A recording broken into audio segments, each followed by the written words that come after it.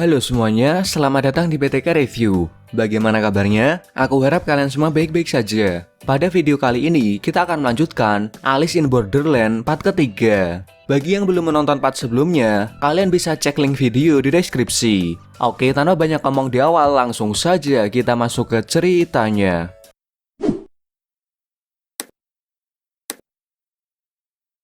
Arisu dan Usagi melanjutkan perjalanan mereka untuk mencari sebuah tempat, yaitu pantai. Namun mereka tidak kunjung menemukannya, dan mereka terus mencari dengan bertanya kepada pemain lain. Tapi hasilnya sia-sia. Hingga pada akhirnya, mereka menemukan sebuah petunjuk di mana mereka mengamati pemain lain yang memiliki sebuah gelang yang ada nomornya. Pemain yang memiliki gelang nomor selalu bersama membentuk tim, dan mereka berhasil memenangkan permainan. Setelah mereka memenangkan permainan, mereka pun pulang menggunakan sebuah mobil jadul.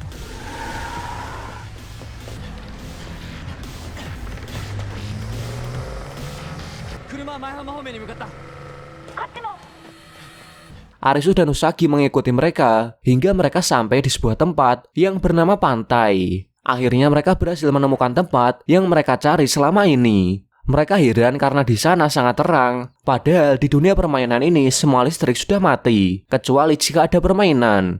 Di saat mereka keheranan, dari belakang mereka muncul orang yang langsung menyekap mereka. Mereka pun dibawa ke sebuah lokasi, dan di sana sudah ada orang-orang yang mengelilingi dirinya, dan diketahui mereka adalah penguasa tempat tersebut. Kemudian muncul seorang pria yang merupakan pimpinan dari kelompok tersebut, dan dia bernama Heather. Heather menjelaskan pada tawanannya kalau di tempat ini memiliki beberapa aturan dan semua orang yang ada di sana harus mengikuti peraturannya, dan jika ada yang berkhianat, maka mereka akan dibunuh. Heather mengatakan tujuan dibuatnya kelompok ini adalah untuk mengumpulkan semua kartu dan bekerja sama untuk mengumpulkan semuanya. Heather yakin untuk bisa kembali ke dunia yang asli, mereka harus bisa mengumpulkan ke semua kartu, dan Heather juga menunjukkan sebuah dinding yang menunjukkan kartu apa saja yang sudah berhasil mereka kumpulkan. Heather memberitahu kalau sudah mengumpulkan semua kartu, hanya bisa digunakan untuk mengembalikan satu orang saja, dan organisasi pantai dibentuk untuk mendapat semua kartu itu dan mengirimkan satu orang tersebut ke dunia yang asli. Heather pun mengajak Usagi dan Arisu untuk bergabung ke organisasi pantai dan mengumpulkan kartu yang tersisa. Arisu dan Usagi pun tidak bisa menolak, karena jika menolak mereka akan dicap sebagai pengkhianat dan mereka akan dibunuh. Di sini Heather mengambil semua kartu yang sudah dikumpulkan oleh Arisu dan Usagi. Heather sangat senang karena mendapat kartu 7 hati milik Arisu, dan dia berencana akan mempromosikan Arisu menjadi salah satu eksekutif dalam organisasi pantai. Lalu sebagai tanda terima kasih dari Heather, Arisu dan Usagi pun disuruh untuk menikmati suasana dan keindahan di organisasi pantai.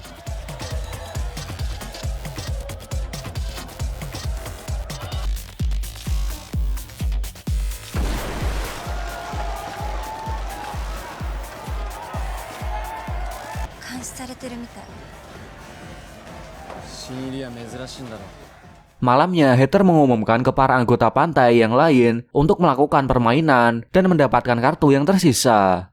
Dan di sini ternyata Chishia, yaitu orang yang pernah bermain dalam permainan yang sama dengan Arisu, juga ada di sana. Singkat cerita, para anggota pantai mengikuti permainan kematian yang ada. Ada yang berhasil menang dan selamat, dan ada juga yang berakhir terbunuh dalam permainan.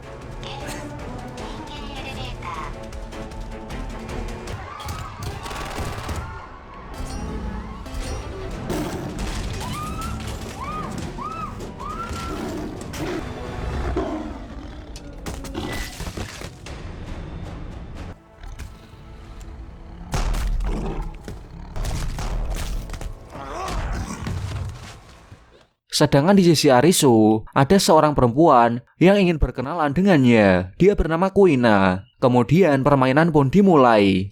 Nama permainan yang akan mereka lakukan adalah bola lampu, dengan tingkat kesulitan 4 wajik, yang artinya wajik adalah permainan tim. Di sana mereka harus menemukan sebuah saklar yang dapat menyalakan bola lampu yang ada di dalam ruangan sana. Dalam permainan ini memiliki 3 peraturan. Yang pertama, hanya ada 1 saklar dari ketiga saklar yang dapat menyalakan lampu itu. Yang kedua, mereka hanya memiliki 1 kali kesempatan untuk membiarkan pintu terbuka ketika membalik saklar. Jika pintu dalam kondisi tertutup, mereka bebas membalik ketika saklar tersebut. Yang terakhir, jika terdapat orang di dalam ruangan atau saklar sudah dinyalakan, pintu akan terkunci dan tidak bisa digerakkan. Mereka semua hanya diberikan satu kesempatan untuk menjawab saklar mana yang benar. Jika jawaban mereka benar, maka lampu akan menyala dan game berakhir. Namun jika air menyentuh kabel listrik yang ada di sana, mereka semua akan mati. Jadi di sini, mereka juga balapan waktu dengan air yang semakin banyak. Dengan kecerdasannya Arisu, dia menyuruh Kuina untuk menutup pintu di ruangan lampu.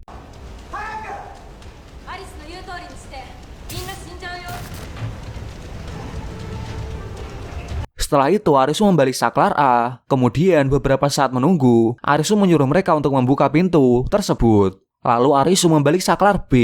Namun bola lampu itu tidak menyala. Kemudian Arisu menyuruh Kuina untuk memegang bola lampu dan ketika dipegang rasanya sangat panas. Maka dengan ini Arisu menebak bahwa jawabannya adalah saklar A. Arisu bisa mengetahuinya karena listrik menghasilkan panas. Dan waktu saklar A tadi dibalik, memang pintunya ditutup. Dan dia tidak mengetahuinya apakah itu menyala atau mati. Namun karena bola lampu itu panas, dia bisa tahu kalau pas saklar A dibalik, listrik sempat mengalir ke bola lampu itu. Permainan pun selesai, dan ternyata di sana ada salah satu anggota eksekutif pantai yang bernama An. An kagum dengan kecerdasannya Arisu, dan dia merasa Arisu dapat menjadi anggota eksekutif juga. Arisu pun kembali ke pantai dan bertemu dengan Usagi yang rupanya dia juga telah berhasil menyelesaikan permainan lainnya. Beberapa saat kemudian, kelompok militan di organisasi pantai menghampiri mereka dan kelompok itu dipimpin oleh Aguni. Aguni ingin membawa Usagi untuk ikut dengannya, yang sudah pasti untuk diajak mantap-mantap. Arisu mencoba menolong Usagi, namun dia malah berakhir dipukuli oleh mereka. Untungnya Heather datang dan berhasil menghentikan pertikaian itu. Keesokan harinya, Arisu dan Usagi mulai mencari informasi dari orang-orang yang ada di pantai. Di sana ada yang mengatakan kalau semakin jauh dari kota, maka jalanan akan semakin rusak. Ada juga yang mengatakan kalau permainan hanya ada di Tokyo. Namun dari semua informasi yang dia dapat, tidak ada yang bisa memberi solusi tentang bagaimana cara keluar dari dunia ini, selain mengumpulkan semua kartu. Singkat cerita, Arisu menemukan sebuah kotak pembuangan, dan ketika dibuka, ternyata isinya tumpukan mayat. Di sisi lain, Chishia dan Kuina yang melihat Arisu berada di sana, kemudian mengajak Arisu pergi ke sebuah tempat. Di sana Chishia mengajak Arisu untuk ikut bekerja sama dengannya. Chishia berniat untuk mencuri ke semua kartu yang sudah dikumpulkan oleh Heather, lalu pergi dari sana. Dan untuk bisa melakukannya, dia membutuhkan bantuan dari Arisu. Di sisi lain, Heather sedang menuju ke tempat permainan bersama dengan kelompoknya. Akan tetapi dari kejauhan, ada seseorang yang mengintainya. Waktu pun berlalu, dan Arisu diajak Chishia untuk ke ruangan eksekutif. Ketika berada di sana, Arisu dan yang lainnya dibuat terkejut setelah melihat Heather yang sudah meninggal dunia.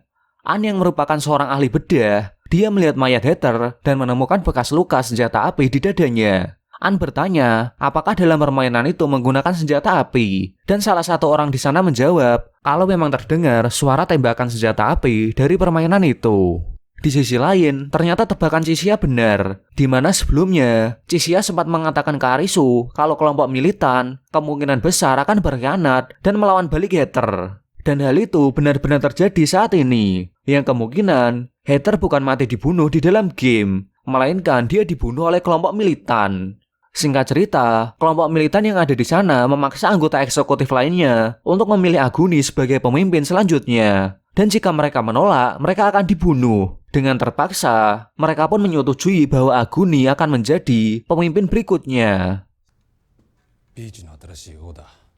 Beberapa hari berlalu setelah itu, dan Chishia mengatakan rencananya pada Arisu. Chishia mengatakan kalau kartu yang sudah dikumpulkan disimpan di dalam brankas yang berada di ruangan kamarnya Heather, dan kode sandinya disimpan dan disegel dalam sebuah amplop hitam. Orang yang boleh membukanya hanyalah seorang pemimpin yang ada di sana. Dan karena Heather sudah mati, maka kini Agunilah yang diperbolehkan untuk membukanya. Di sana Chishia menyuruh Arisu untuk masuk ke kamar di mana brankas berada dan mencuri semua kartu yang sudah dikumpulkan. Dan untuk kode sandi brankasnya sendiri, Chishia akan memberitahunya ketika Arisu sudah berada di depan brankas. Sedangkan Kuina dan Usagi, mereka bertugas untuk menjaga di depan ruangan. Singkat cerita, Aguni dan para anggota militan lainnya sedang mengumumkan pergantian kepemimpinan organisasi pantai jika sekarang Heather akan digantikan oleh Aguni. Di saat Aguni sedang berpidato, Arisu menyusup ke kamar Heather dan dia menemukan sebuah brankas di dalam lemari. Chishia kemudian memberitahu kode brankas tersebut yang diketahuinya setelah melihat ekspresi wajah dari Aguni ketika membuka isi amplop. Di sana Chishia menduga kalau isi amplop adalah kosong dan kode brankas berada di segel lilin yang dicap dengan cincin yang bertuliskan BOSS. Dan jika diperhatikan, segel itu membentuk angka 8022. Arisu pun memasukkan kode itu, namun tidak disangka ternyata kodenya salah, sehingga memicu alarm brankas dan kelompok militan langsung datang ke sana. Dan di sini Arisu dibuat terkejut, ternyata dia telah dijebak oleh Chishia. Arisu pun dibawa ke sebuah ruangan dan dia akan disekap di sana sampai visanya habis dan akhirnya mati. Sedangkan Usagi dibawa para militan ke sebuah kamar yang tentu saja untuk diajak mantap-mantap. Di sisi lain, Chishia dia masuk ke ruangan kamarnya Heather. Dan ternyata di sini Chishia sengaja mengorbankan Arisu agar dapat mengetahui lokasi kartu-kartu itu disembunyikan. Waktu Arisu ditangkap, Aguni melihat ke sebuah lukisan bergambar rusa yang kemungkinan besar itu adalah letak di mana kartu-kartu itu disembunyikan. Dan benar saja, terdapat sebuah brankas di balik lukisan itu. Chishia memasukkan kode 8022 dan brankas pun terbuka. Lalu Chishia mengambil semua kartu di dalamnya. Ketika tujuannya sudah tercapai, dia bertujuan untuk meninggalkan tempat itu. Namun ketika mau meninggalkan tempat itu, Chishia berhenti dan menyadari tempat itu sudah tertutup oleh laser dan akan dijadikan arena permainan selanjutnya.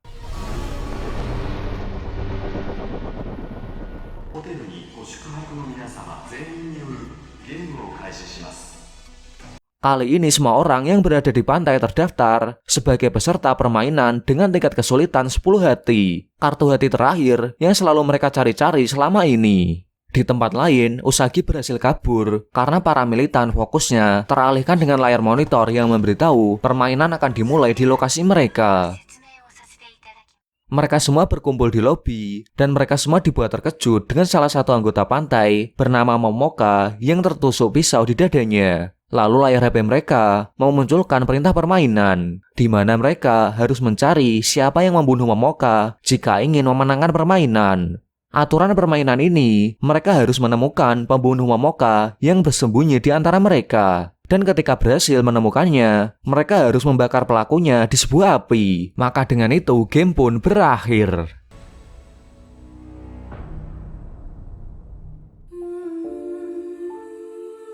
Oke, sekian pembahasan video kali ini. Dan untuk video selanjutnya adalah part terakhir, di mana dalam permainan itu akan ada banyak pembunuhan dan terjadi pertarungan yang sangat hebat. Jadi, saksikan terus ya teman-teman. Oke, saya pamit dan sampai bertemu lagi di part terakhir.